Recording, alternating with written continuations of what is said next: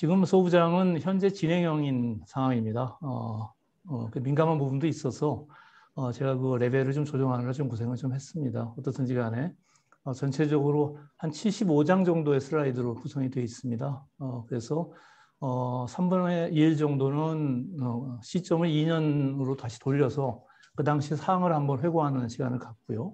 그 이후에 정부가 어떻게 대처했는지가 파트 2입니다. 그리고 파트 3는 다시 현재로 돌아와서 GVC 개편에 맞춰서 우리가 어떻게 해야 될지 그 향후 과제들에 대해서 말씀을 드리도록 하겠습니다.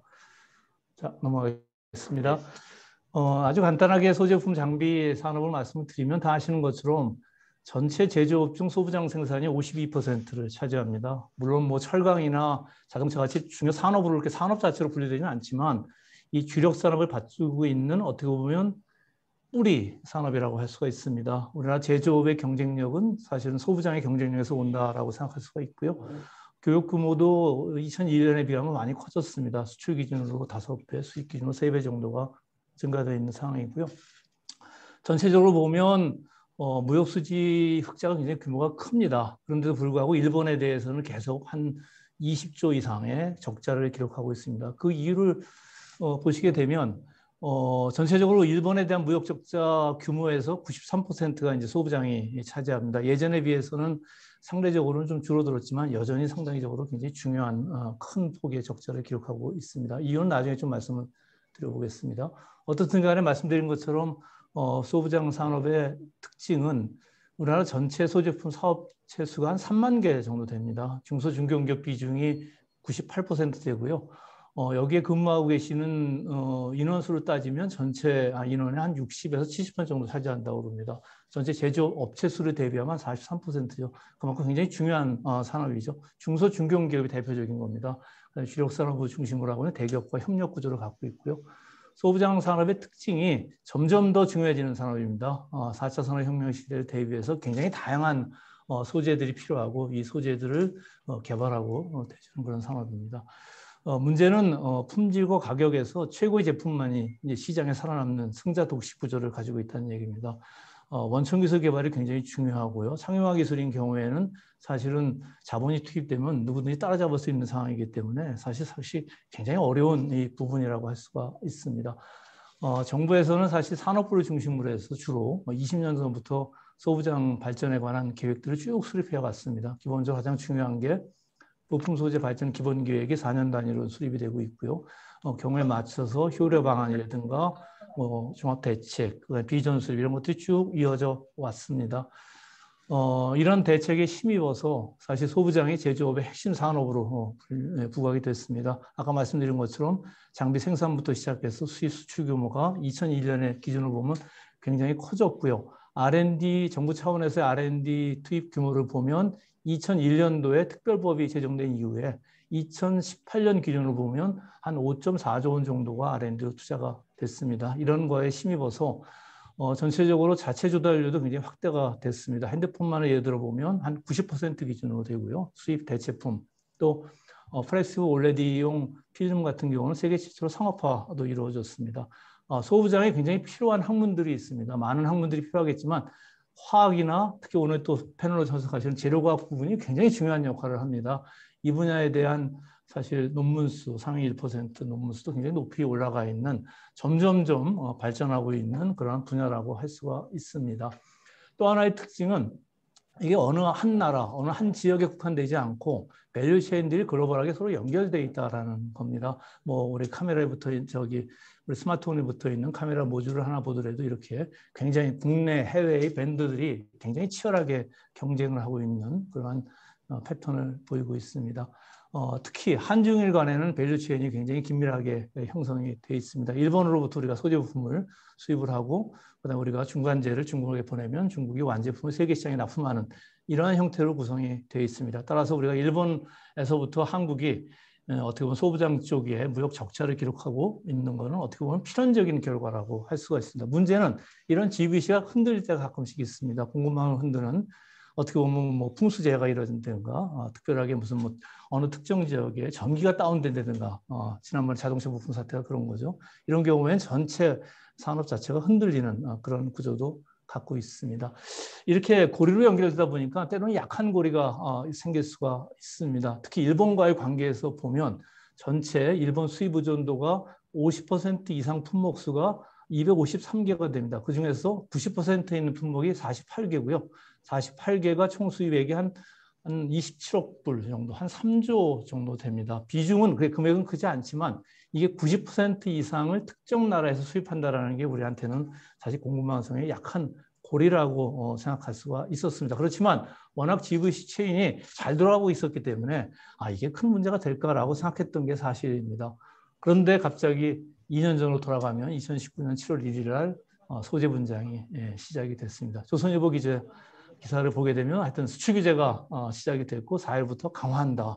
그랬습니다. 그 이유는 산케이신문 보도에 의하면 징용 배상 소송을 들어서 보복 조치일 수도 있다. 이런 평을 했습니다.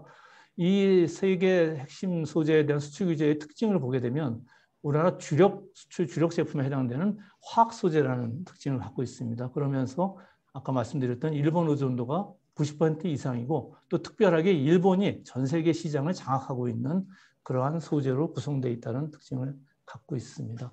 자, 일본을 다시 한번 보겠습니다. 일본의 소재품 장비 산업은 굉장히 사실 오래된 산업입니다. 일본이 화학이 굉장히 강한 나라입니다. 강한 화학 실력을 바탕으로 해서 소부장 산업이 굉장히 컸고요.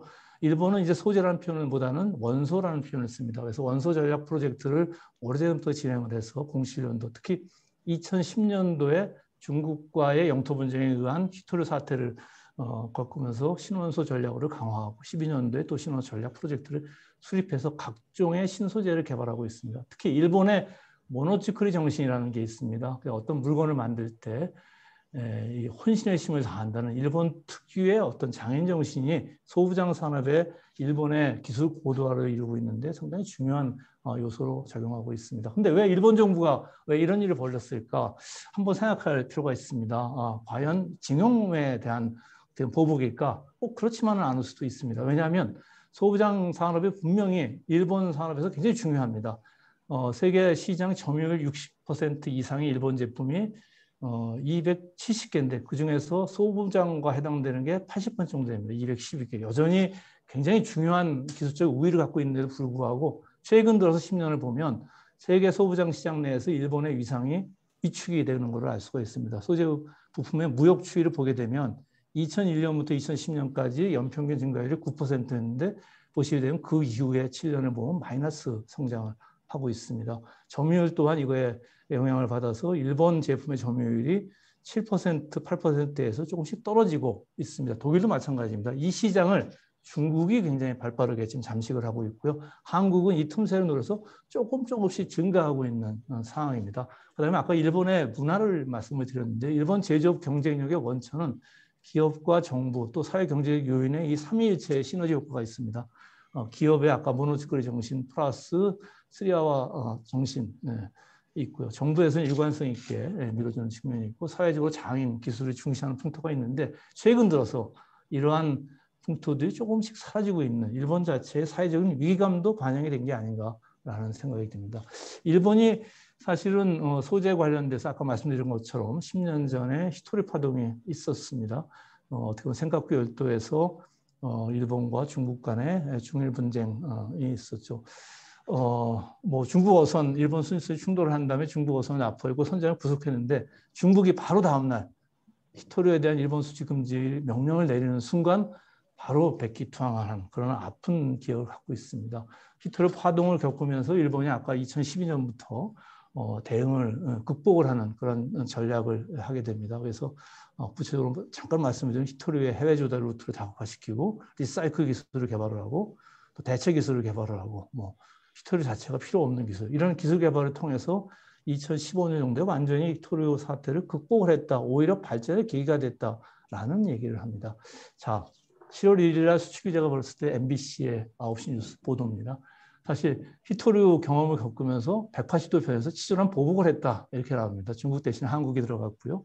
히토류 대신에 사실은 반도체 관련 칩이 이렇게 자극적으로 보도가 된 적도 있습니다. 어떻든지 간에 7월 1일 날 일본이 기술적으로 수출 규제를 한 건 사실입니다. 세 가지 소재에 대해서 수출 규제를 했고요. 2018년부터 이 기조는 사실은 좀 걱정은 되는 측면이 사실 있었습니다. 7월 1일 날 이후에 8월 2일 날 백색 국가에서 한국 제외하겠다는 개정안 가기 결정이 있었고, 그다음에 현재 백색 국가에서 제외되어 있는 상황입니다. 한국도 역시 동일한 조치를 취했고요. 지소미아 얘기가 나왔고 WTO에 제소가 돼 있는 상황이고, 이게 2년 전 상황이지만 아직까지도 근본적인 해결책이 안 나온 그러한 현재 진행형인 상황입니다. 자, 3대 소재 현황입니다. 그 중에서도 제일 중요한 게 사실 레지스트, 포토레지스트하고 에칭 가스입니다. 포토레지스트와 에칭 가스가 없으면, 부족하면, 또 품질이 떨어지면 반도체 주제에 아주 막심한 타격을 받게 되는 구조입니다. 자, 반도체를 제작할 때 제일 첫 단계가 노광 공정입니다. 노광 공정에서 핵심이 되는 게 두 가지입니다. 노광 장비고, 그 다음에 어떻게 보면 노광 공정에서 웨이퍼에 바르는 감광액인 포토레지스트입니다. 이게 아주 묘한 구조를 갖고 있습니다. 장비 부분에서는 다시 일본의 특히 EUV급 장비인 경우에는 일본이 그렇게 큰 비중이 아닙니다. 일본 니콘이나 캐논이 한 15% 이하고요. ASL 장비가 독자적인 그런 상황이죠. 근데 반면에 이 감광액인 포토레지스트인 경우에는 일본 제품이 사실 압도적으로 지금 되어 있는 겁니다. 자, 사실 지금 기준으로 봤을 때 만약에 장비마저 일본이 장악하고 있었으면 어떤 상황이 벌어졌을까라는 생각도 하게 됩니다. 자, 장비 개발에 왜 일본이 그러면 앞서가지 못했을까? 소부장이 그렇게 강한 나라가 여기에는 사실 미국의 역할이 좀 있었습니다. 1980년도에 한창, 1970년에 사실은 인텔이 어떻게 보면 메모리 칩을 처음으로 개발하면서 반도체 역사가 본격적으로 시작이 됩니다. 근데 실제로 1980년도에 미국에 이어서 일본이 반도체 시장을 장악을 합니다. 그러면서 일본의 반도체 기업이 그 당시에 탑3를 차지하고 있고요. 반도체 수출의 60% 이상을 차지합니다. 그러니까 미국이 위협을 느껴서 미 반도체 협정이 두 차례 거쳐서 됩니다. 여기서 이제 미국이 일본을 압박하는 상황이 벌어지고, 장비 개발에서도 사실 SVGR이라는 회사의 역할이 굉장히 큽니다. 1984년도에 ASML이라는 회사는 필립스의 자회사로 출범을 합니다. SVGL이 원래 미국의 달퍼하고 세마테그에서 프로젝트를 만든 거를 기술 이전 받아서 만든 회사고요. 이 회사에서 나오는 그런 벤처 스타트업에서 나오는 결과를 사실은 일본 쪽으로 캐논으로 이전을 할 생각이었습니다. 근데 미국 정부 반대로 무산이 됐고, 여기에 신생이었던 ASML의 기술 이전이 조건부 승인으로 2000년에 이루어집니다. 이어서 EUV급 장비 개발에서도 마찬가지 상황이 벌어집니다. 인텔과 DOE가 공동기술 개발을 추진했고, 이 결과를 일본의 니콘으로 넘기려다가 정부가 여전히 미국 정부가 반대를 해서 SVGL의 제조시설을 이용한다는 조건부 승인하에 ASML로 넘어갑니다. 그래서 현재의 ASML의 독보적인 그런 상황이 벌어지게 된 겁니다. 자, 어떻든지 간에 일본 수출 규제가 이루어진 다음에 한 2달 정도까지 사실 일본이 어떻게 대응하는지에 대해서 아주 심도 있게 봤죠.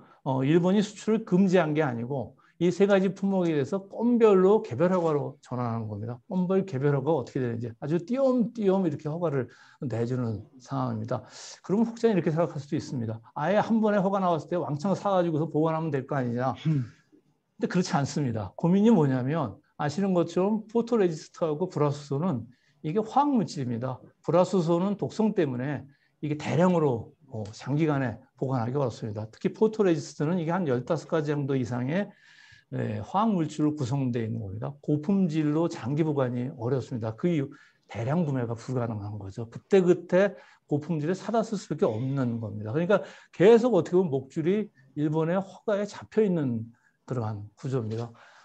일본 수출 규제가 이루어지고 난 다음에 일주일 지난 다음에 과연 어떤 상황이 벌어졌을까? 이 관련된 기업들의 실적 전망은 굉장히 어둡게 지금 되어 있습니다. 불화수소 포토레지스트와 관계되어 있는 삼성전자, SK하이닉스 반도체 실적은 악화될 거고, 플루오렌 폴리미드, 삼성전자 폴더 부품은 그때 막 나오기 시작했습니다. 개발 비용 상승할 거고, 또 이게 디스플레이 쪽에 많이 들어갑니다. 중장기 비용 부담이 있을 거다라는 예측입니다.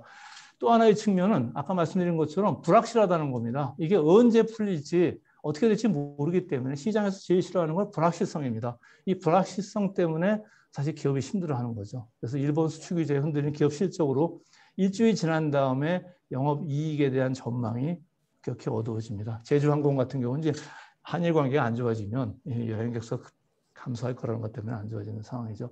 자, 중소기업 입장에서는 아까 같은 것은 이게 밸류체인으로 연결되어 있습니다. 그러니까 SK나 LG, 삼성에 납품하고 있는 그러한 중소기업들이 굉장히 문제가 되는 거죠.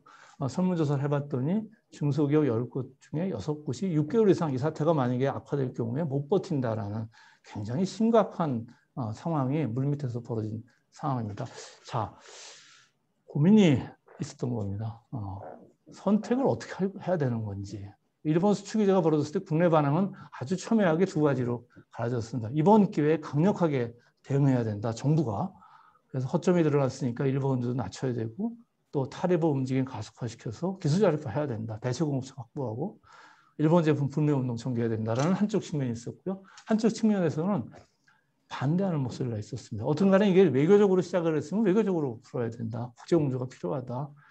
그다음에 영향이 클 테니까 극단적으로 일본에 양보할 필요가 있다. 그다음에 반일 감정 섣불리 부추기서는 안 되고 실질적인 대책 수립. 이 양쪽 극단에서 정부는 어떤 선택을 해야 될지 사실 굉장히 고민스러운 측면이 있는 거죠. 사실 이제 신문 기사들 한두 개 보여드릴 텐데요. 7월 1일 날 딱 나왔을 때 아까 조선일보도 말씀드렸듯이 아베가 한국 경제의 아픈 곳을 때렸다라는 얘기가 나옵니다. 근데 더 큰 일은 사실 그로부터 한 달 뒤에 일본이 끝내 화이트리스트 파국을 택했다 이 얘기입니다. 백색 국가를 제외했다라는 얘기. 이게 어떤 의미를 갖고 있냐면 자 3대 수출 규제 이게 어떻게 보면 수출 금지는 아니고 수출을 통제하는 거죠. 여기까지는 그렇게 해보는데 더 이상 확정이 될 경우에는 이게 어디까지 갈지 모르겠다라는 게 사실은 굉장히 걱정스러운 그 당시의 판단이었습니다. 그런데 백색 국가에서 한국을 제외한다라는 의미는 확전의 가능성을 열어둔 겁니다. 자, 일본이 만약에 오랫동안 준비를 했다면 이 세계 품목으로 그치지 않을 거다. 다른 품목으로 수출 통제가 들어오기 시작하면 근데 언제까지 어떻게 될지 모른다라는 게 사실 굉장히 큰 걱정이었습니다. 어떻든지 간에 화이트리스트 백색 국가 제외가 결정이 됐습니다. 한국이 아시아에서는 유일하게 2004년도에 일본 입장에서는 백색 국가 지정이 돼 있는데 이걸 하루아침에 8월 2일 날 가기 위해서 제외를 결정한 다음에 굉장히 빠르게 5일 만에 공포를 하고 그다음 28일 날 시행하게 됩니다. 자, 백색 국가가 굉장히 큰 의미를 갖고 있는 게요. 민간 품목이 263개고 비민간 품목이 857개입니다. 전략 물자에서 이 비민간 품목인 경우가 대부분의 이제 일본 의존도가 높은 품목들인데요. 이 비민간 품목인 경우에는 포괄적으로 3년에 한 번씩 허가를 받습니다. 그러니까 이게 굉장히 유리한 수출할 때 굉장히 유리한 부분입니다. 3년에 한 번씩 그냥 포괄적으로 받으면 되니까. 근데 만약에 우리가 백색 국가에서 제외될 경우에는 이 비민간 품목 857개마저 전체를 다 6개월마다 한 번씩 개별적으로 아까 3대 수출 품목처럼 이게 받아야 됩니다. 이게 굉장히 큰 거죠. 특히 이 중에서 159개 품목은 일본 의존도가 굉장히 높습니다. 이렇게 될 경우에는 이게 문제가 좀 있을 수가 있다. 아까 수출 규제 3가지 품목처럼 여기에는 화학 제품들이 굉장히 많습니다. 자, 이걸 어떻게 해야 될 건가? 특히 이제 우리가 이제 백색도에 제외됐다는 건 그동안에 A그룹에서 B그룹으로 전락을 한 겁니다. 근데 특히 또 B그룹에서 우리나라를 별도로 취급해서 B-1 그룹으로 유일하게 하나를 지금 해놓은 그런 상황입니다. 아직도 이건 유지가 되고 있는 상황입니다. 자, 정부 차원에서 앞으로 예상되는 2차 수출 규제가 뭘까라는 고민을 안 할 수가 없는 상황입니다. 여러 가지 사실 150개 품목 포함해서 어떤 게 예측이 가능할까라는 걱정을 굉장히 많이 했습니다. 그중에서도 핵심 품목들이 있습니다. 3가지 품목도 일본 의존도가 굉장히 높고 우리가 대처하기 굉장히 힘든데 특히 대처하기 어려운 품목들이 있습니다. 여기 이제 메탈 마스크 FMM이라는 품목이 나오는데 이거는 올레드 제조할 때 아주 핵심입니다. DMP라는 일본 회사에서 거의 100% 수입을 하고 있고요. 주기적으로 이 교체를 해야 됩니다. 근데 이게 만약에 통제가 들어가면 올레드 패널의 생산 자체가 굉장히 어려워지는 상황입니다. 분리막이인 경우에도 그렇고요. 앞으로 쭉 말씀을 드릴 때 마스크 얘기가 굉장히 많이 나옵니다. 마스크가 굉장히 나옵니다. 여기 보면 산업별로 쭉 분류를 해봤더니 반도체에서 아까 블랭크 마스크라는 얘기가 나오고요. 디스플레이에서 섀도우 마스크, 또 아까 FM 마스크 이런 얘기가 나옵니다. 자동차에서 탄소 점유 있고요. 아까 배터리 쪽에서의 아까 분리막도 있지만 진짜 힘든 거는 파우치 필름입니다. 셀을 이렇게 감싸고 있는 알루미늄 은박지 필름이 있는데요. 이거 전량 일본에서 수입을 합니다. 이게 만약에 막힐 경우에는 사실 큰 문제가 됩니다. 왜냐하면 배터리라는 게 몇 년 동안 단연 계약을 하면서 거기에 들어가는 모든 품목에 대해서 신뢰성 평가가 들어갑니다. 그리고 그 전제하에 단연 계약을 하게 되는데 만약에 이 중에 하나라도 제품이 교환이 되게 되면 품목이 교환이 되면 그거 다시 해야 됩니다. 그러니까 굉장히 어려운 거죠. 파우치 필름을 제가 이때 처음 들었습니다.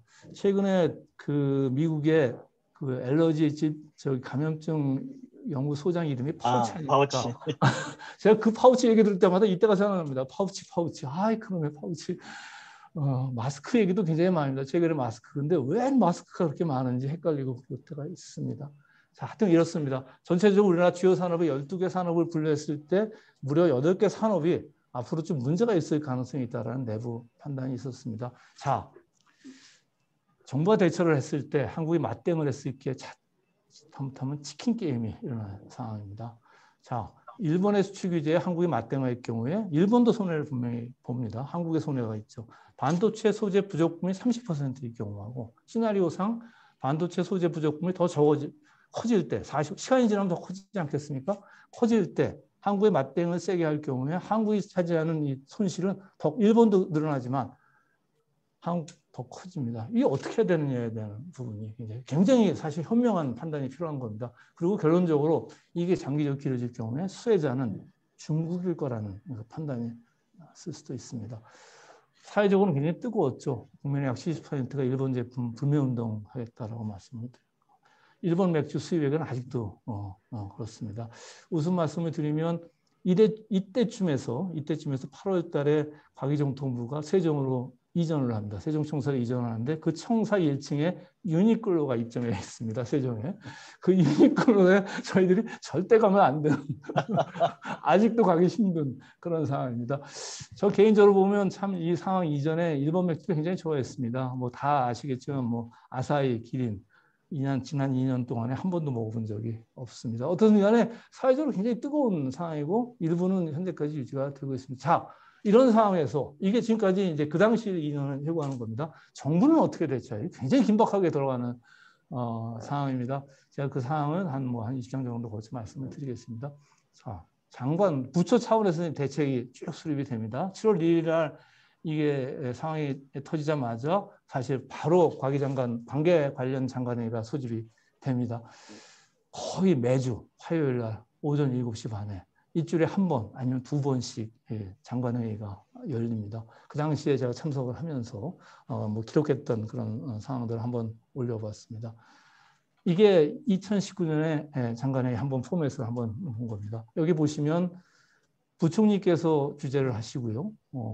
그다음에 7개 부처 장관들이 참석을 합니다. 외교부, 산업부, 중기부, 금융위원장, 그다음에 지금은 이제는 국토부 장관으로 계신 국무조정 실장, 그리고 그다음에 지금은 정책실장으로 계신 이호순 경제수. 이렇게 7명, 8명의 고정 멤버고요.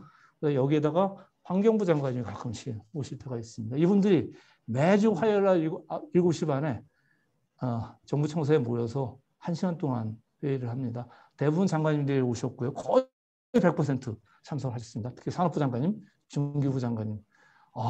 열정이 대단하시고 부총리님은 제가 아주 존경스럽습니다. 경제수석 국무조정실장. 저는 유일하게 차관급으로 참석을 했습니다. 혁신본부가 맡아서 일을 해야 된다고 해서 지금 비서실장으로 계신 그 당시에 유영민 장관님의 허가를 받아서 제가 유일하게 차관급으로 참석을 했습니다.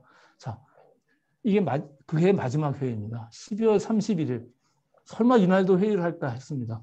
여전히 30일까지 회의를 했고요. 제가 이때 뿌듯했던 거는 이따 말씀을 드리겠지만 우리 과기정통부가 올렸던 소부장의 100대 핵심 전략 품목이란 맞춤형 전략이 이때 공식적으로 통과가 최종적으로 확정이 되는 그런 안건 중에 하나였습니다.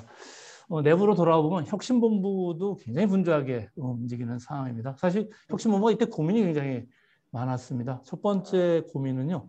아까 말씀드린 것처럼 소부장은 대부분 산업부 위주로 움직이는 그런 부분입니다. 그러면 산업부가 총대를 메고 대처하면 됩니다. R&D 포함해서. 그런데 굳이 타 부처가 이렇게 하면서 범주적인 일을 할 필요가 있을까라는 한쪽 시각이 좀 있었습니다. 그렇지만 혁신본부가 역할을 해야 된다라는 생각이었고요. 이 생각을 처음부터 끝까지 밀어붙였습니다. 그래서 혁신본부가 R&D 쪽에 부처의 도움을 받아가면서 일을 했고요. 혁신본부 내 얘기를 들어오게 되면 사실 혁신본부가 이 큰 현안을 대처하는데 그동안 경험이 많지를 않더라고요. 제가 이 시점에서 딱 혁신본부장으로 온 지 한 달 반 정도 되는 시점이었습니다. 내부적으로도 굉장히 많은 고민이 있었습니다. 그렇지만 이러한 정부 현안에 혁신본부가 대처를 하지 않으면 혁신본부 존재 이유가 있겠느냐라는 걸로 내부 직원들하고 굉장히 많은 고민을 했고요. 결정을 했습니다. 혁신본부가 주관이 돼서 이 부분에 대해서 R&D 부분은 범수적으로 부처의 도움을 받아서 대응을 한다라고 결론을 내렸고요. 어느 국에서 할 거냐를 가지고 또 고민을 했습니다. 여기 보면 이제 7월 15일 날 기계정보통신조정과가 되어 있는데요. 이게 아무래도 이제 예산하고 연결되는 부분이 굉장히 많을 것 같아서 투자국에서 맡아야 되겠다 했습니다. 그래서 기계정보통신조정과에서 맡고 다른 부처는 같이 도움을 한다라는 해서 쭉 얘기가 나옵니다. 사람이 참 이게 텔레파시 같은 게 있는 모양입니다. 제가 어제 저녁 늦게까지 오늘 발표할 자료들을 좀 손을 보고 있었는데 그 당시에 기계정보통신조정 과장이었던 과장이 10시 반에 저한테 전화했더라고요. 술 먹고요. 잘 계시냐고. 그래서 나는 지금 고생 고민하고 있다. 그 당시에 엄청 고생했거든요. 그 직원들 포함해서. 참 이게 텔레파시가 있었던 것 같습니다. 어쨌든지 간에 굉장히 고생을 많이 했습니다. 그 결과에 하나의 조그만 산물이라고 봅니다. 어떻든지 간에 저희들이 제일 먼저 파악한 건 현장에 답이 있다라고 봅니다. 지금 제가 앉아 있는 위치에서 한 500m 떨어지는데 어떻게 보면 저 방공련이 있습니다. 저는 방공련이 웬 방공을 하네요. 반도체 공정연구소더라고요. 거기를 제일 먼저 찾아갔던 기억이 있습니다. 현장에 답이 있다. 여러 가지 얘기들을 굉장히 많이 쓴소리 많이 나왔습니다. 국가 전반의 전체적인 기술 랩이 없다. 특히 중소기업 이거 참 어렵다. 중소기업 아무리 기술 개발하더라도 수요기업 간에 잘 안 써준다. 협력 추진 체계 그것보다도 중요하다. 원천 기술에 대한 장기 지원이 시급하고 그다음에 좀 뭔가 도전적인 프로젝트를 해야 되는 거 아니냐 이번 기회에. 제가 굉장히 반성한 게 정부 차원에서 이쪽 분야, 특히 이제 반도체를 예를 들면 반도체에 대한 R&D가 굉장히 줄어들고 있었습니다. 민간에서는 오히려 이거는 뭐 어차피 세계 최고니까 그냥 뭐 세계 최고의 어떤 소재 갖다 쓰면 된다라. 굳이 뭐 R&D. 그러니까 사각지대가 생기기 시작하는 겁니다. 그래서 실제로 우리나라 최고의 산업인데도 불구하고 여기에 기본적인 R&D는 투자가 좀 덜 되어 있는. 그러니까 굉장히 R&D 사각지대가 생기는 그런 걸 봤습니다. 굉장히 많은 반성을 했고요. 그러다 보니까 이제 인력 양성 기반도 붕괴되는 그러니까 혁신본부의 어떻게 보면 단순 조정이 아닌 컨트롤 타워로서 제대로 역할을 해달라는 얘기도 했습니다. 아직까지도 이건 뼈아프게 생각을 하고 있습니다. 산업체의 의견이 굉장히 중요하다고 봤습니다. 많은 분들이 테스트베드가 굉장히 중요하다. 아까 어떻게 보면 공급 기업에서 수요기업을 넘어갈 때 테스트할 수 있는 그런 시스템을 만들어 달라. 12인치 나노팹 장비를 좀 시급히 갖출 필요가 있다. 정부의 R&D 예산 배정을 좀 우선적으로 좀 대폭 확대해달라는 의견이 있었고요. 무엇보다도 삼성전자, SK의 그 엔드에 있는 그런 기업들의 국산화 의지 또 연결시켜주는 이 브릿지가 굉장히 중요하다. 그다음에 정부가 이번 기회에 좀 제대로 대처해달라는 의견들이 굉장히 많았습니다. 자, 큰 기본 방향을 수립을 했습니다. 단기적으로 대처해야 될 부분이 굉장히 많습니다. 특히 이제 문제가 됐던 게 이제 불산액이나 불합가스 같은 경우가 재고량이 떨어지면 이거는 이제 진짜 여기서 얘기하는 건 고순도 얘기합니다. 12 아연으로 표현되는 이 고순도 이 불합가스의 재고량이 떨어지면 이 문제가 된다. 그래서 이걸 어떻게 지금 저순도에서 정제 기술을 하고 이거를 좀 빨리 실제 투입할 수 있는 5-9이 정도라도 투입할 수 있는 이런 테스트를 하기에 좀 길을 열어달라는 게 이제 이게 아주 시급한 요구였고요. 그다음에 이제 일본과의 관계에서 미국과 공동 대응하는 것도 굉장히 중요할 거다. 그다음에 다변화, 소싱의 다변화가 필요할 거고 궁극적으로 장기적으로 보면 독자적인 생산 체제 확보가 굉장히 중요하다. 이게 밸류 체인으로 연결돼 있고 전체적인 패키지 형태가 되어 있습니다. 그러니까 이런 것들에 대해서 근본적인 고민이 필요하다라는 의견들을 해봤고요. 저희들 기본 방향 3가지로 잡았습니다. 이게 지금까지의 소부장의 R&D는 기술 개발이었습니다. 그러다 보니까 기술 개발이 되게 끊어지는 경우였습니다. 이번에 이제 품목이 문제가 되기 때문에 품목별로 다 묶어서 맞춤형 대응 전략을 R&D 차원에서 수립한다라는 게 첫 번째 기본 방향이었고, 두 번째는 때가 때인 만큼 과감하고 신속하고 유연하게 대처한다는 겁니다. 그동안 R&D 수행 방식을 여기다 적용할 수는 없다. 그래서 아마 산업부에서 정책 지정, 그동안까지 한 번도 안 해봤던, 그래서 빠른 시간 내에 극복을 해야 된다는 얘기가 있었고요.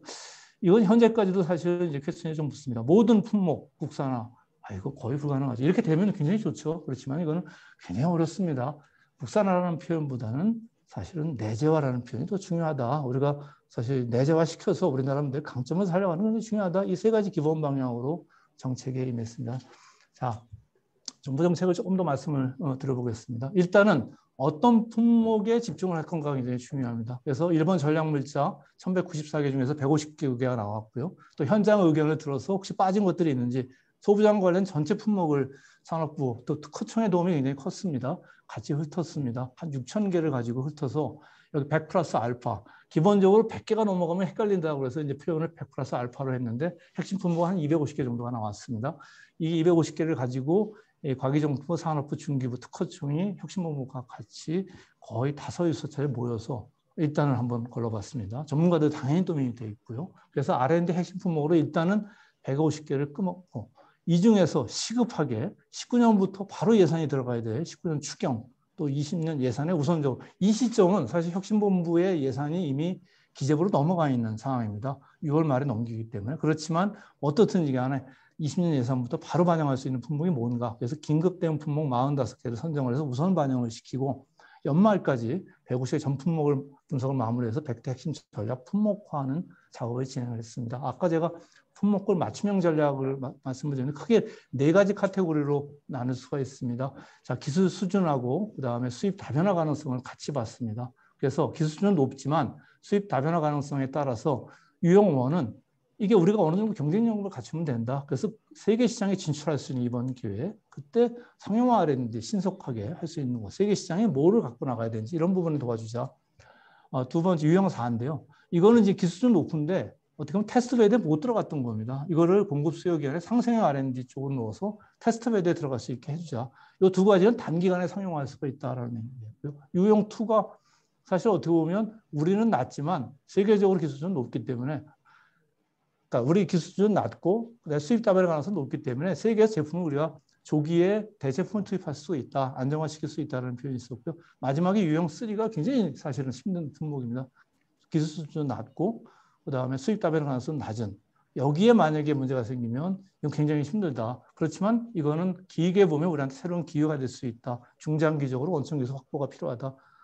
이거는 차세대 유망 기술 선별 투자하다는 의견이 났습니다. 이게 이제 반도체 분야에 제가 밑에 좀 가렸지만 27개 품목을 이런 식으로 쭉 나열하고 여기에 와서 맞춤형으로 나옵니다. 3가지만 예를 들어보면 이렇게 씁니다. 실리콘 웨이퍼, 고순도 불화수소, 그다음에 블랙 마스크 이런 부분들을 이런 식으로 좀 한번 예를 한번 들어본 겁니다. 자, 어떻든 간에 이런 품목을 R&D를 진행하려면 예산 확보. 그 당시에 소부장에 대한 R&D 예산이 한 8천억 정도 규모였습니다. 이미 다 예산이 진행되는 다 사업이 있는 상황에서 플러스 알파 예산을 확보를 하고 이거를 어디다가 더 집중시켜줄 거냐에 대한 준비 모드에 들어갔습니다. 사실 예산을 넘긴 상태에서 기재와 같이 예산을 한 번 더 하는 작업을 했고요.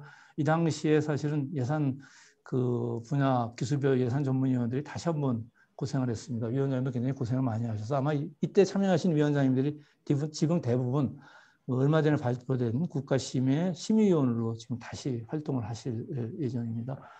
그다음에 추가 반영이 필요하다. 그래서 추경이 들어갔죠. 그래서 R&D 쪽으로 957억하고 테스트베드 쪽이 1,200억, 또 R&D 이외의 자금 500억에서 2,700억 정도가 추경으로 증액이 됐습니다. 그다음에 언제 예타를 신청하고 할 거냐. 예타 면제를 과감하게 추진을 해야 된다. 해서 소부장 예타 면제가 추진이 됐습니다. 3개 사업에 2조 원 규모로 소부장 R&D 예타 면제가 추진이 됐습니다. 이 중에 2개가 산업부 R&D였고요. 하나가 사실 중기부 R&D였습니다. 사실 과기정통부에서 원성이 굉장히 높았습니다. 어떻게 혁신본부가 자기가 낸 걸 예타를 면제를 떨어뜨리냐. 그래서 내부적으로 굉장히 사실은 볼멘 소리가 나왔지만 어떻든지 간에 산업부 그런 게 중요하다. 또 중기부도 이번 기회에 역할을 해야 된다 해서 3개 사업을 과감하게 예타를 면제를 추진했고요. 그다음에 공식적으로 말씀드리기 좀 뭐하지만 일몰 혁신도 했습니다. 그래서 그 당시에 소부장 관련되어 있는 일몰이 곧 닥쳐올 사업들에 대해서 일몰 면제를 시켜준 경우도 있었습니다. 자, 한두 장 정도 그 당시 급박하게 벌어졌던 상황들을 더 한번 보여드리겠습니다. 제가 개인적인 제 일정을 한번 올려보겠는데요. 이게 이제 7월 1일 날 월요일 날 이제 상황이 벌어졌고요. 7월 4일 날 이제 발표가 됩니다. 그로부터 한 달 지난 다음에 정부 차원의 1차 종합 대책이 나옵니다. 이게 이제 어떻게 보면 소부장의 R&D 포함하는 큰 대책입니다. 대부분이 R&D 플러스 세제, 금융, 인허가 또 뭐 이런 뭐 법 제정 뭐 이런 부분이 다 포함되어 있는 종합 대책이 나온 겁니다. 플러스 자 백색 국가 파이트 리스트에서 배제될 때 우리는 그럼 뭐 할 거냐라는 얘기가 그게 8월 28일이 이제 발효일입니다. 이때 추가로 R&D 대책을 만들자라는 게 우리 아까 관계장관의 결론이었습니다. 이때 8월 28일에 맞춰서 2차적으로 R&D 대책을 만들자. 그래서 큰 대책이 있고 R&D 대책의 작은 대책 이거를 같이 병렬해서 움직인다. 이게 사실 어떻게 보면 소부장 경쟁력 강화의 큰 묘안이었습니다. 자, 이날 지금 다시 제가 일정을 보게 되면 참 바쁜 하루였던 것 같습니다. 아침에 그때 맞춰서 당정청 회의가 있어 서울에서 회의 참석한 다음에 바로 또 세종의대를 가서 과기장관회의를 확대 과기장관을 했고요. 다시 또 서울로 올라와서 국가시 자문회의를 했고 뭐 여러 가지 얘기를 한 적이 있습니다. 지금 이거 제가 다시 한번 보니까 참 병원도 많이 다녔던 것 같아요. 주말마다 뭐 한의원, 내과, 안과 참 많이 다녔습니다. 참 스트레스 많이 받았다는 얘기죠. 어떻든 간에 소부장 경쟁력 강화 대책이 1차적으로 나왔습니다. 상당히 많은 부분이 포함되어 있고요. 아까 말씀드렸던 100대 품목에서 우선적으로 2년으로 되어 있어요. 이거 잘못된 2년 내에 20개 플러스 알파의 공급 안정화 플러스 R&D 대폭 투입한다. 5년 내에 공급 안정화 들어간다는 얘기가 있었고 그다음에 소부장 경쟁위원회 설치하고 특별 주식한다. 그래서 이런 R&D 플러스 금융 쪽에 M&A 쪽에 자금도 들어가는 큰 대책입니다. 거버넌스가 아까 얘기한 두 가지로 나눠져 있었습니다. 경제부총리가 위원장이고 산업부 장관이 부위원장이고 하는 소재부품 장비 경쟁력위원회에서 전체적인 큰 그림을 보고요. 한쪽에서는 여기하고 긴밀하게 협력을 하되 R&D 부분에 굉장히 긴밀하게 움직일 수 있는 그러한 위원회가 신설이 됐습니다. 국가심 산하에 소부장 기술특별위원회가 설립이 돼서 품목별 R&D 투자 기획에 대한 프로세스 혁신을 뒷받침하고 여기서 나오는 안건을 경쟁위원회에 올려서 서로 협력하는 이런 이원화된 그러한 총괄 거버넌스를 갖게 됐고요. 기술 특기는 여러 가지 이제는 각 부처 그다음에 위원들로 구성이 되어 있고 여기서 전반적인 일들을 굉장히 많이 했습니다. 이게 굉장히 성공적인 케이스가 돼서 사실 감염병이 터지니까 감염병 기술특별위원회를 설립이 됐고요. 또 탄소 중립이 되니까 탄소 중립 기술특별위원회가 설립이 돼서 아주 좀 힘든 어떤 간에 굉장히 기념비적인 아직도 가동 중입니다. 하여튼 R&D 대책이 또 3단계에 걸쳐서 수립이 됐습니다. 아마 제 생각에는 이렇게 빠른 시간 내에 R&D 대책을 다차원적으로, 3차원적으로 수립하는 경우가 별로 없었던 것 같아요. 자, 1단계는 말씀드린 것처럼 일본을 겨냥하는 핵심 100대 전략 품목에 대한 R&D 대책이었고요. 이어서 이게 이제 6대 주력 산업에 대한 부분이었습니다. 그렇다 보니까 현장에서 주력 산업 이외에도 문제가 있을 수가 있다. 그다음에 중국 쪽의 재료 확보가 굉장히 중요할 수도 있다. 이번 기회에 글로벌 밸류 체인이 흔들릴 수도 있다. 그래서 이걸 감안해서 고도화 방안을 만들어야 된다. 그래서 두 번째 대책이 그로부터 1년 뒤에 대책이 나왔고요. 그다음에 이참에 이 대책들은 5년까지 또는 뭐 길어봤자 5년 전후의 대책들입니다. 이번 기회에 소부장을 10년 이후까지도 겨냥하자 미래선도 품목 대책이 최근에 발표가 되어 있습니다. 그래서 아까 대표님께서 말씀하셨듯이 전체적으로 250개 핵심 전략 품목이 구성이 되어 있고요. 250개 핵심 전략 품목을 다 패키지로 묶어서 이제는 이거를 계속 시기적으로 롤링 프레임 비슷하게 버전업 시키는 작업을 아마 혁신본부가 각 부처의 도움을 받아서 하면 될 거라고 생각을 하고 있습니다. 자, 전략 보고서가 1차 나왔을 때 한정적으로 딱 20부를 찍었습니다. 이게 각 품목에 대해서 굉장히 상세하게 전문가 검토를 받아서 나왔던 부분입니다. 이걸 언젠가는 오픈할 수 있는 그런 시간이 되기를 기대합니다. 여기 보면 굉장히 많은 전문가들이 고생을 하셨습니다. 한 200분 정도가 굉장히 품목별로 하셨고요. 굉장히 획기적인 거는 각 품목별로 17개 수요기업의 임원급 이상을 대상으로 해서 하나하나 다 체크를 받았습니다. 거의 2주에 내내 체크를 받았는데요. 이때 저는 굉장히 지금 자리에 고마운 게 굉장히 바쁘신 분들이 오셔서 각 품목에 대한 아주 전문가적인 조언을 해주셨습니다. 그분들이 굉장히 참 도움을 많이 주셨습니다. 그래서 이분들께 새삼 이 자리를 빌어서 고맙다는 말씀을 드립니다. 어떻든 간에 6대 분야 핵심 전략 품목이 이렇게 분류가 되어 있습니다. 자, 미래선도 품목 얼마 전에 발표된 거는 이건 다 오픈이 돼 있습니다. 품목이 오픈이 돼 있고요. 품목별 분석한 자료는 아마 늦어도 올 가을에 책자로 아마 발간을 핵심본부에서 준비하는 걸로 알고 있습니다. 아까 R&D뿐만 아니고 전체적인 시스템이 개선이 되어 있습니다. 법, 소재부품 특별법이 21년에 일몰법이었는데 이걸 상시법으로 전환을 했고요. 그다음에 신속 인허가가 이루어졌습니다. 환경부가 많이 도와주셔서 화학물질 취급관리 인허가 기간이 단축이 돼서 사실 그때 모 회사의 불화수소 공장 설립이 사실 거의 공주 지역에서 거의 뭐 혁신적으로 단축이 돼서 공장 설립이 들어가고 거기서 이제 생산할 수 있는 그런 것도 있었고요. 뭐 물량 확보로 여러 가지 일들이 다면적으로 이루어졌던 기억이 납니다. 제가 화학연 자료를 한번 보여드리겠습니다. 이제 화학과 관련된 부분이기 때문에 이제 화학연을 얘기를 안 할 수가 없는데요. 이제 화학에 대한 전문 연구소입니다. 제가 본부장으로 오기 직전까지 한 1년 4개월 동안 화학연 원장을 했습니다. 그때 이제 소재가 중요하다는 얘기를 많이 했습니다. 화연이 크게 핵심 3개 분야가 있는데 이게 다 소재하고 관계가 됩니다. 국가 전략 소재 확보해야 된다. 그러면서 이제 소재에 관련돼 있는 특히 이제 또 화학 관련된 전문 연구기관이 되자 이런 얘기를 했습니다. 그 중에 하나가 소재였고요. 또 정밀의료, 감염병 관련돼 있습니다. 탄소 자원화 여기 들어가 있습니다. 우연찮게도 최근에 벌어지고 있는 소부장, 감염병, 탄소 중립 이게 다 연결되어 있는 부분입니다. 한편에서는 이때 소재 좀 잘했어야 되는 게 아닌가라는 생각을 할 때가 있습니다. 어떻든지 간에 제가 한 9월 초에 인터뷰를 한 기사입니다. 이런 것 때문에 제대로 한번 인사를 했는데요. 제대로 임자 만났다. 일본이 깨닫게 하겠다. 왜냐하면 제가 소재 전문가는 아니지만 그래도 화학을 알기 때문에 이런 얘기를 좀 과감하게 좀 한 적이 있습니다. 뭐 이것도 뭐 어느 때 네이버의 그 조회수인데요. 뭐 이 당시 지소미아 뭐 백석과 얘기 많이 나왔는데 어떤 분이 도와주셨다고 제가 굉장히 많은 이 건수에 올라가 있다라고. 한 가지 잘못한 건 뭐냐면 제가 이때 인터뷰할 때 워낙 이런 얘기를 한 적이 있습니다. 그냥 흘렸는데 머릿속에 온통 소부장만 들어가 있다. 예산 그 당시에 이제 막 뭐 예타 면제 들어가고 막 이랬어요. 가족은 그 당시 물어봐서 한 10% 될까요? 이 얘기했다가 지금까지도 집에서 혼납니다. 절대 이런 얘기 하시면 안 됩니다.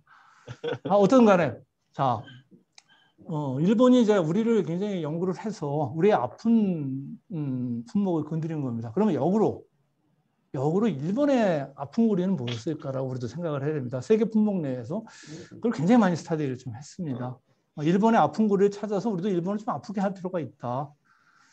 세계 품목 중에서 어디가 그럴까라고 봤는데 이제 가운데에 있는 사실 그 당시 굉장히 큰 문제가 됐던 불화수소 쪽을 보시면 불화수소가 유일하게 다른 2개의 품목은 일본 의존도가 굉장히 높습니다. 그렇지만 불화수소는 일본 의존도가 한 44%입니다.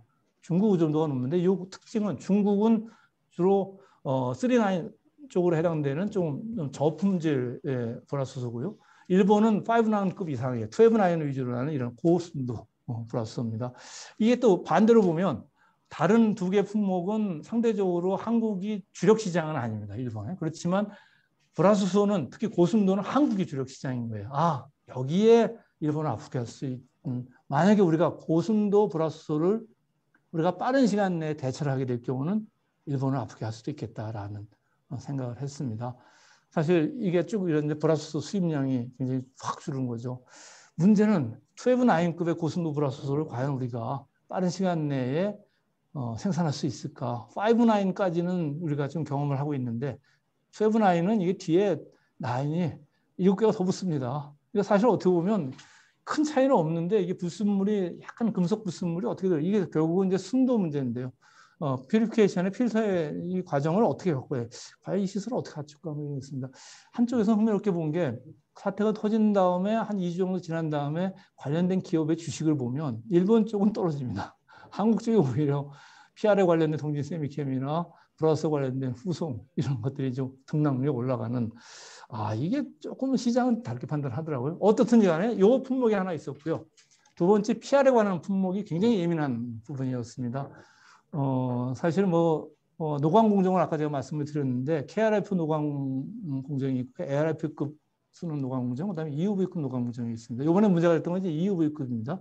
KRF급 우리가 다 국산화가 되어 있고요. 포토레지스트가 ARF급은 국산화가 되어 있는데 현장에서 쓰기가 좀 어려운 상황이었습니다. 자, 우리가 일본의 경제산업성이 7월 1일 발표한 자료를 보고 굉장히 걱정을 많이 했어요. 여기 당초 자료에 의하면 ARF급도 광원에 해당돼 이 부분도 레지스트가 제한에 들어가는 상황입니다. 이렇게 되면 ARF급은 지금 현재 생산에 D램 생산에 굉장히 많이 쓰는 그런 포토레지스트입니다. 이게 막히면 이건 문제가 될 수 있다라고 굉장히 걱정을 했는데 다행히 최종 7월 4일 날 발표에는 이게 제어가 됩니다.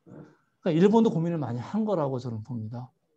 원래 발표에는 들어가 있었던 걸로 알고 있습니다. 그렇지만 최종적으로는 이거를 싹 빼고 그 밑에 EUV급만을 친 그런 상황이 되는 것 같습니다. 자, 여기에 우리가 어프로치할 수 있다. ARF급을 이게 이제 우리나라 시장이 굉장히 큽니다. 이거를 우리가 빠른 시간에 내재화시킬 경우에는 일본도 앞으로 볼 수 있고 이걸 내재화할 수 있는 능력이 있을 수도 있다라는. 모 회사를 찾아갔더니 그쪽에서도 굉장히 가능성이 좀 높게 보더라고요. 그 회사에서 이 이모전 장비까지 구매를 해서 이걸 본격적으로 뛰어듭니다. 그래서 제가 볼 때는 상당 부분은 지금 대체가 되고 있는 걸로 알고 있습니다. 이 회사에서 EUV급도 지금 도전하는 걸로 알고 있습니다. 어떻든 간에 현재 보면 공급 안정화가 어느 정도는 뭐 보기에 따라 조금 다릅니다. 그렇지만 하여튼 간에 공급 안정화가 이루어지고 있고요. 플라스토 같은 경우는 액체 기준으로 보면 12-9급이 생산에 투입되고 가스가 사실 어려운 부분입니다. 이거는 이제 5-9급은 성공을 했고요. 12-9까지 갑니다. EUV 레지스트는 사실 듀퐁에서 시설을 유치하고 있고요. 그다음에 일본은 우회 생산하는 벨기에 쪽에서 우회 생산하는 경로가 있고 모회사에서 지금 테스트에 지금 들어가 있는 상황입니다. 사실 그 굉장히 어려운 2년 전으로 생각을 하면 꿈도 못 꾸던 일이었습니다. 근데 이런 것들이 과감하게 지금 도전되고 있다는 거. 브라폴리미드도 사실 코오롱이나 SK에서 생산을 하고 있다는 그런 상황입니다. 사실 이 슬라이드는 이제 성과를 단기간에 숫자로 보여주기는 저는 굉장히 좀 어렵다고 봅니다. 근데 중요한 거는 어떻든지 간에 우리가 앞으로 소부장 성과나 경쟁력을 체크할 때 단기간에 숫자를 이렇게 보여주는 것도 굉장히 중요하겠지만 큰 방향성과 흐름이 굉장히 중요합니다. 큰 방향성과 흐름은 굉장히 좋다. 라는 겁니다. 굉장히 생각보다 긍정적이라는 판단이 들고요. 어떻든지 간에 소부장의 성과나 경쟁력 체크는 긴 호흡을 해야 된다. 큰 시각에서 볼 필요가 있다. 이래이래 하지 말자라는 거고요. 아울러서 최근으로 GBC 개편 방향하고 같이 연결시켜서 성과나 경쟁력을 봐야 된다라는 판단이 있습니다. 자, 이제 마지막 파트로 넘어가겠습니다. 자, 이런 상황에서 다시 시계를 지금으로 돌리면 코로나가 왔습니다. 이후에. 코로나 이후에 국제 질서가 크게 흔들리기 시작. 코로나로 촉발된 측면이 있습니다. 우리가 예측 가능한 변화를 화이트 스웨인이라고 그러고 예측 불가능한 변화를 블랙스완이라는 표현을 씁니다. 코로나 이전과 이후는 상당 부분 다릅니다. 코로나 이전만 하더라도 전체적으로 어떻게 보면 자유주의적 국제사의 세계화로 가는 것은 불가역적 진전이었다. 전부 분산되는 거죠. 오히려 글로벌 밸류체인은 강화될 거다라는 생각을 하고 있습니다. 한쪽에서는 조금 다른 기조가 있었지만 어떤 이런 게 기본적인 생각이었는데 코로나 이후에 또 미중 갈등이 본격적으로 시작이 되면서 빅브라더 국가가 나오기 시작하고 세계화에 반발을 하면서 자국제의주의가 한쪽에서는 나오기 시작합니다. 또 AI가 발전하면서 초지능화, 프라이버시 문제가 나오기 시작해서 이제는 많은 부분이 달라질 거다. 단절이 가속화될 가능성이 있다. 소위 얘기하는 디커플링이 나올 가능성이 있다. 미중 간의 디커플링이 심화돼서 상호불신이 심화될 거다. 그전에는 글로벌 밸류체인에 의존해서 갔다면 이제는 상호 의존성이 무기화로 돼서 여기서 공급망이 문제가 되면 이게 어떻게 보면 아킬레스건이 될 수가 있다. 그러니까 믿을 수 있는 나라끼리 블록화가 돼야 된다는 얘기들이 나오기 시작하고요. 파괴적 혁신이 필요하다라는 얘기가 나왔습니다. 자, 미국발로 본격적으로 물론 트럼프 때부터 이런 GBC 개편이 본격적으로 이루어졌지만 바이든이 대통령이 되면서 이걸 불을 땡깁니다. 대통령이 취임하자마자 미국의 4대 핵심 산업의 공급망 점검에 대한 행정명령을 내립니다. 앞으로 100일 동안 미국의 반도체, 배터리, 히토리, 의약품에 대한 취약점을 검토해서 보고해라. 이 이유는 반도체를 예를 들면 90년만 반도체 시작은 사실 인텔이 70년에 시작하지 않았습니까? 80년 들어서 사실 일본이 차지하고 있다. 일본을 압박해서 그 틈새를 가지고 한국과 대만이 컸던 겁니다. 어떻든 간에 90년 기준으로 봤을 때 미국 시장에서 반도체 공급망의 미국 기업의 비중이 한 35% 내외였는데 불과 최근에는 그게 15% 이하로 떨어졌습니다. 이건 문제가 될 수 있다. 첨단 제조업 분야에서 미국 위상이 떨어질 경우에 이게 글로벌 공급망 위기, 국가 안보로 위협이 될 수가 있다. 이거는 한 10년 전부터 미국의 과학기술 자문회의에서 계속 리포트를 제출했습니다. 그래서 제조업이 미국이 빈자리가 생길 경우에 그거를 아시아 신흥, 특히 중국이 야금야금 먹고 있다. 그래서 이것이 글로벌 시장 점유율이 하락될 경우에는 안보 차원에서 위기가 될 수 있다.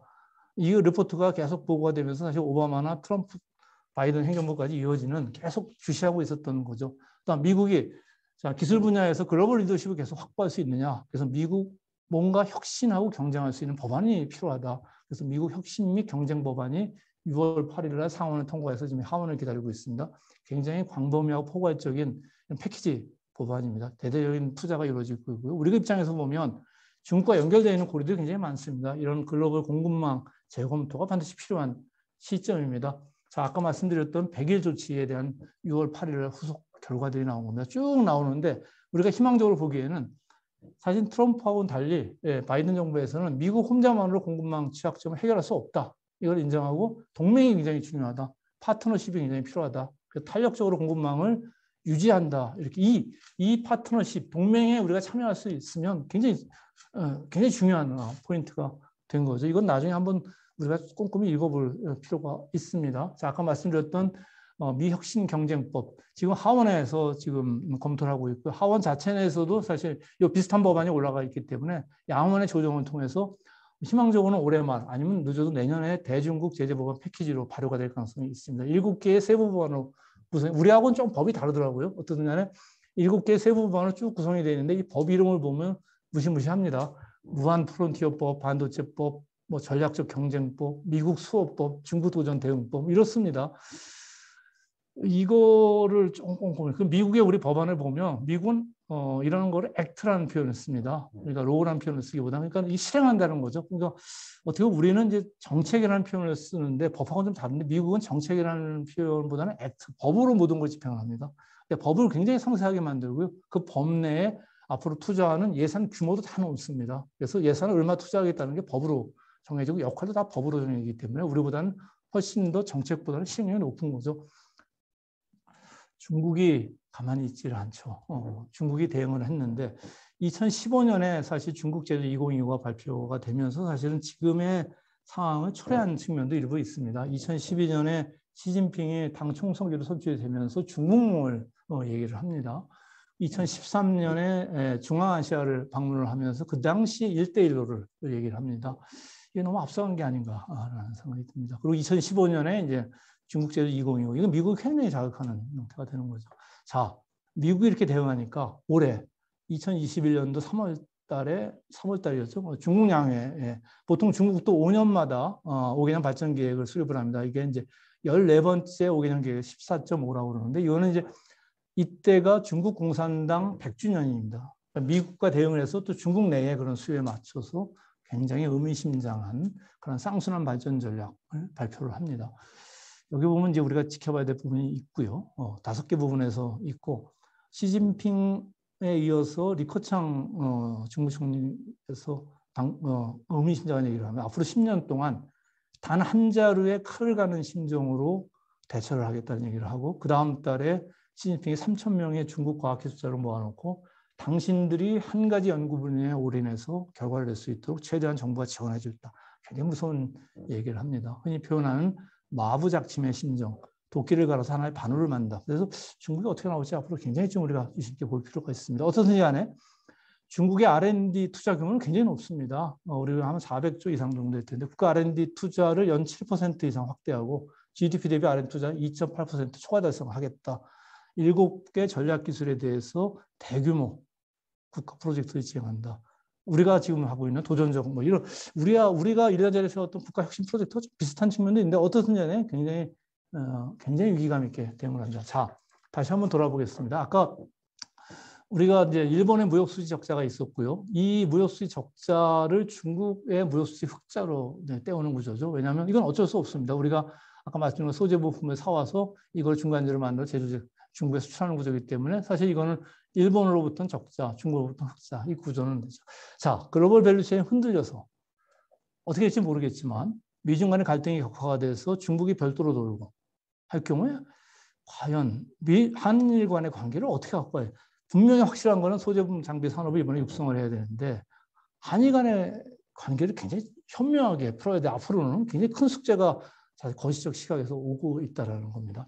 천만다행인 거는 한미 정상회담에서 저는 굉장히 큰 의미가 있습니다. 포괄적 동맹으로 발전하는 관계가 됩니다. 기존의 안보 동맹을 떠나서 경제, 기술, 기후 전 분야에 가서 협력의 폭과 깊이가 굉장히 높아요. 제가 동맹의 의미를 한번 사전적으로 다시 한번 찾아봤습니다. 이거는 서로 믿어야 됩니다. 실력도 인정을 해줘야 되고요.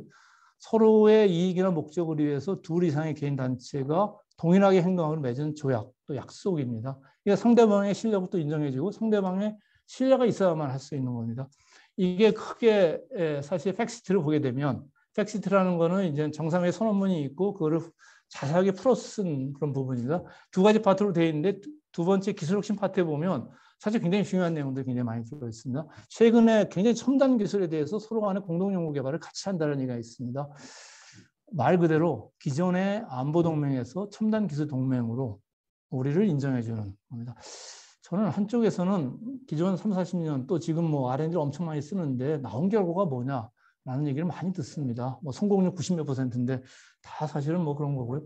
굉장히 많은 노력의 결과를 외부에서 인정해 준 게 아니냐. 물론 R&D 플러스 여러 가지 부처에서의 산업화 또 우리 경제 어떻게 보면 뭐 결과 이런 것들을 지금 뭐 한미동맹 대북 정책도 있지만 크게 네 개로 나누면 코로나 백신, 이게 이제 백신도 어떻게 보면 이제 바이오 소재 쪽이죠. 경제협력 쪽에 소재가 굉장히 중심이 되는 부분들이 들어가 있습니다. 여기에 소부장 정책에 지향점이 있지 않을까라는 저는 생각을 합니다. 2년 전에 우리가 사실 일본과의 관계가 시작됐던 부분들이 뭐 지금까지도 사실 그 소부장을 보는 시각들이 굉장히 다양합니다. 그렇지만 여기서 지향점을 좀 같이 찾아야 될, 거시적 시각을 찾아야 되지 않나라는 생각이 듭니다. 자, 우리가 전략적인 변화가 필요한 시점입니다. 그전에는 안미경중이라는 표현을 했습니다. 안보는 미국에, 경제는 중국에. 중국이 차지하는 경제 비중이 더 큽니다. 실제로. 이러한 전략적 모호성을 계속 유지할 수 있을까라는 부분입니다. 특정 영역, 이거를 극복을 하려면 굉장히 어려운 상황에 올 수도 있습니다. 자, 과학기술 초격차만이 답이다. 전략적 불가결성이라는 얘기입니다. 이거는 대체 불가능한 기술을 가져야 된다. 넘사벽의 기술을 가져야 된다는 얘기입니다. 이 넘사벽의 기술을 가져서 공급망 상에서 초크포인트, 관문의 역할을 가져야 된다는 겁니다. 대표적인 제가 아까 말씀드린 ASML 장비입니다. 이 장비는 한 대당 3천억 정도 왔다 갔다 합니다. 이거는 뭐 어느 나라가 몇 대를 갖고 있는지도 모르고 몇 대 생산하는지도 비밀로 되어 있습니다. 장비 한 대 사면 AS 유지 보수도 굉장히 사실은 힘든, 계속 ASM 맡겨지는 그 이후에 후속 장비는 어떻게 될지 모르지만 뭐 거의 슈퍼갑인 상황이죠. 자, 일본 같은 경우에 미국의 화해 제재에서 일본이 바로 종참을 했는데도 중국 정부가 별다른 제재를 못합니다. 왜냐하면 일본의 소부장이 워낙 강하기 때문에 이러한 어떤 초격차를 유지하는 그러한 R&D 아니면 연구 결과가 필요하고 산업화가 필요하다는 거고, 또 아까 블록을 제가 말씀드린 우억 간에 블록이 굉장히 필요하다. 우리가 어떻게 대처하는지. 다행히 이번에 이제 아르테미스 프로젝트 같은 데 한국이 들어가고 일본과 관계 설정부터 시작해서 굉장히 우억 간의 연합 블록이 굉장히 중요합니다. 자, 이 상황에서 일본을 다시 한번 간단히 보면 일본 굉장히 사실 중요한 나라고 일본이 경제력이 굉장히 큰 나라입니다. 한일 간의 R&D 규모만을 보더라도 사실 2012년까지의 데이터이기 때문에 뭐 최근에 우리가 지금 뭐 한국의 투자가 굉장히 높지 않습니까? 이거를 단순 비교할 수 없지만 그동안에 축적된 역량을 보면 특히 이런 소부장애 쪽에 보면 일본의 경쟁력은 사실 굉장히 사실 선도적인 국가죠. 일본과의 관계에서 어떤 식의 전략적인 포지션을 갖고 와야 될지를 물론 우리가 소부장 경쟁력을 굉장히 강화한다는 전제 조건 하에 필요한 시점이 되지 않나 생각이 듭니다. 자, 또 다른 포인트에서 아까 제가 앤드리스 프론트 액트라는 그 굉장히 중요하다고 했습니다. 자, 미국의 기초연구는 NSF에서부터 시작을 합니다. NSF의 설립은 자, 루즈벨트 대통령이 종전 이후에 제2차 대전 종전 이후에 질문을 던집니다. 그 당시에 부시 박사라고 MIT 부총장을 했고 대통령의 과학연구개발 국장을 했던 옆에서 조언해주는 역할을 했던 부시한테 질문서를 던집니다. 그 질문의 요지는 2차 대전 중에 사실 이제 기술 개발 쪽으로 상당히 많은 예산이 투입됐고 그 새로운 기술들이 많이 개발이 됐는데 그 기술을 바탕으로 종전 이후에 미국의 기술적인 글로벌 리더십을 가져가고 산업화 연결시키고 새로운 일자리 창출, 미국의 경제를 세계적 수준을 올리려고 하려면 과학자들은 어떤 역할을 해야 되냐, 과학자들. 이게 질문이었습니다. 자, 부시는 공학자 출신입니다. 그럼에도 불구하고 다른 우리는 이제 기초연구 쪽으로 집중을 해야 됩니다. 그래서 그 당시 투입됐던 예산을 기초연구 쪽으로 전환을 해야 됩니다. 그걸 하기 위한 조직이 필요합니다. NSF와 같은. 그래서 5년간의 강론을박 끝에 5년 뒤에 1950년에 NSF가 설립이 됩니다. 그리고 70년 동안 쭉 유지가 돼서 세계 기초연구의 사실 대표적인 상징적인 기관이 됐죠. 자, 그로부터 70년 지난 다음에 작년에 NSF의 테크놀로지 개념이 들어가는 법안이 상정이 됩니다. 그래서 앤드리스 프론트 액트라는 EAF라고 표현되는데 NSF 이름을 NSTF로 바꾸자. 그래서 테크놀로지에 들어가는 기존의 7개의 국에다가 플러스 기술국을 더 넣습니다. 이 기술국에다가 지금까지 NSF는 기초연구 쪽만 집중했다면 여기는 미션 오리엔테이드 있는 그러한 10개의 앞으로 미국이 글로벌 리더십을 가질 수 있는 기술 분야를 넣습니다. 그리고 이 분야를 NSTF에서 전담을 해라. 필요한 예산은 대폭 늘려주겠다. 이 당시에 한 8조 좀 넘는 건데 이거를 앞으로 5년 동안에 100조를 플러스 알파 시켜주겠다. 그래서 거의 매년 NIH가 한 40조 정도 씁니다. 8조를 35조 정도 수준으로 높여주겠다. 그래서 바이오 쪽에 NIH 비슷한 역할을 하게 해주겠다는 게 이 법안입니다. 현재 이제 여러 가지 감론을박 끝에 하원에서 수정 법안이 제출돼 있고 규모도 좀 줄어가는 측면이 있지만 어떻든지 간에 굉장히 컨셉의 변화가 오는 거고 여기에 대해서 미국의 사이언스 커뮤니티에서 감론을박이 굉장히 많이 진행이 됐습니다. 상당 부분이 찬성적으로 지금 돌아가 있는 상황이고 미국이 뭔가 글로벌 리더십을 확보하려면 중국과 경쟁을 하려면 뭔가 기초연구 플러스 뭔가 어플리케이션 연구를 해야 된다라는 거고 여기에 10개 분야가 상당 부분이 미 하단에는 이 밑에는 소재 부품 장비하고 연결되는 부분이 굉장히 많습니다.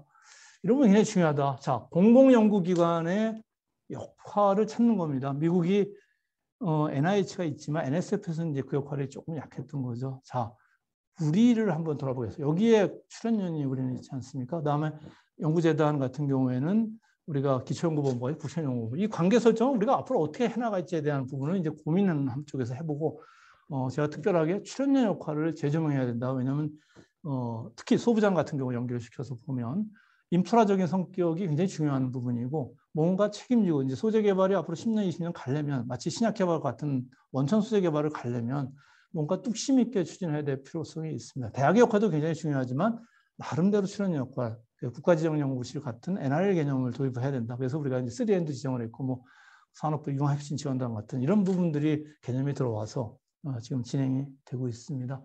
자, 또 하나의 개념은 탄소 중립하고 그다음 소부장이 연결되는 개념이 있습니다.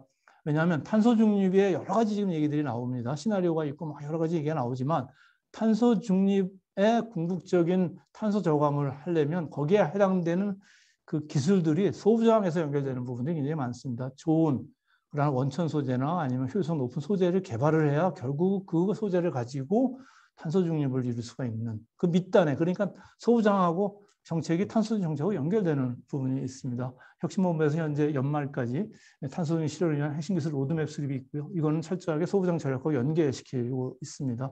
R&D 통해서 핵심 소재 개발, 효율성 증가하고 있고 투자도 기존의 소부장 투자하고 연결시켜서 그런 측면이 좀 필요하다라고 생각이 됐습니다. 어떻든지 간에 굳이 이런 말씀을 드리는 건 2년 전에 일본의 수출 규제로부터 이루어졌던 부분들이 시작을 해서 우리가 많은 부분들이 지금 다시 한번 생각할 부분들이 있다라는 걸 말씀을 드립니다. 거의 끝났습니다. 이것도 소재 중에 하나인데요. 국민들의 기대가 있습니다. 한 3년 전에 화연에서 사실 뭐 잘 찢어지는 생분해성 이러한 플라스틱은 많이 개발이 되어 있습니다. 근데 화연에서 특별하게 인장도 높고 굉장히 잘 분해가 되는 그러한 소재를 개발해서 현재 모 회사에서 상품화를 진행 중입니다. 희망적으로는 3년에서 5년 사이에 상품화가 될 텐데요.